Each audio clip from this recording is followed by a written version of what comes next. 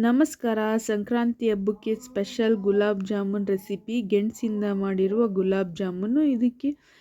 ಇದಕ್ಕೆ ಜಾಮೂನ್ ಪೌಡ್ರನ್ನು ಯೂಸ್ ಮಾಡ್ತಾ ಇಲ್ಲ. ಗೆಣಸನ್ನು 2 ವಿಶಲ್ ಬಾಯ್ಲ್ ಮಾಡ್ಕೋಬೇಕು ಸಾಫ್ಟಾಗಿ. ಅದನ್ನು ಸಿಪ್ಪೆ ತೆಗೆದು ಫುಲ್ಲು ಮ್ಯಾಶ್ ಮಾಡ್ಕೋಬೇಕು. ಗೆಣಸನ್ನ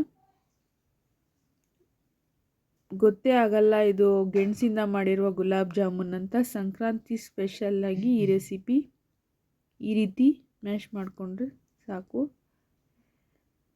ಇದಕ್ಕೆ ಹಾಲು ಪೌಡ್ರು ಸ್ವಲ್ಪ ಮಿಕ್ಸ್ ಮಾಡ್ಕೋತಾ ಇದ್ದೀನಿ. 2 ಸ್ಪೂನ್ ಹಾಲು ಪೌಡ್ರು.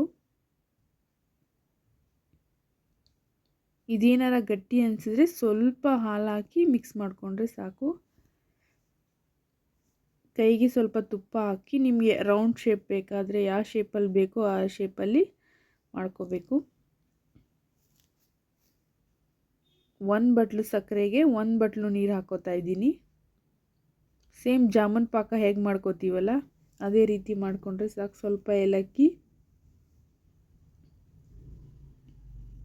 1 ಎಳೆ ಪಾಕ ಬರೋವರೆಗೂ ಈ ರೀತಿ ಸಾಕು. ಈಗ ಎಣ್ಣೆ ಒಂದೊಂದಾಗಿ ನಿಧಾನಕ್ಕೆ ಜಾಮೂನ್ ಫ್ರೈ ಮಾಡ್ಕೋತೀವಲ್ಲ ಅದೇ ರೀತಿ ಫ್ರೈ ಮಾಡ್ಕೋಬೇಕು. ನಿಧಾನ ಉರಿಯಲ್ಲಿ ಫ್ರೈ ಮಾಡಿಕೊಂಡ್ರೆ ಕಲರ್ ಚೇಂಜ್ ಆದಮೇಲೆ ಜಾಮೂನ್ ರೆಡಿ. ಈಗ ಪಾಕದಲ್ಲಿ ಒಂದೊಂದಾಗಿ 5 ನಿಮಿಷ ಬಿಡಬೇಕು. ಟೇಸ್ಟ್ ಮಾತ್ರ ತುಂಬ ಚೆನ್ನಾಗಿತ್ತು. ಸಂಕ್ರಾಂತಿ ಸ್ಪೆಷಲ್ ಗೆಣಸಿನ ಗುಲಾಬ್ ಜಾಮೂನ್ ರೆಸಿಪಿ. ಸಬ್ಸ್ಕ್ರೈಬ್ ಮಾಡೋದನ್ನು ಮರಿಬೇಡಿ. ಒಂದೇ ಥರ ಗುಲಾಬ್ ಜಾಮೂನ್ ತಿಂದು ಬೇಜಾರಾಗಿದ್ದರೆ ಈ ರೀತಿ ಟ್ರೈ ಮಾಡಿ.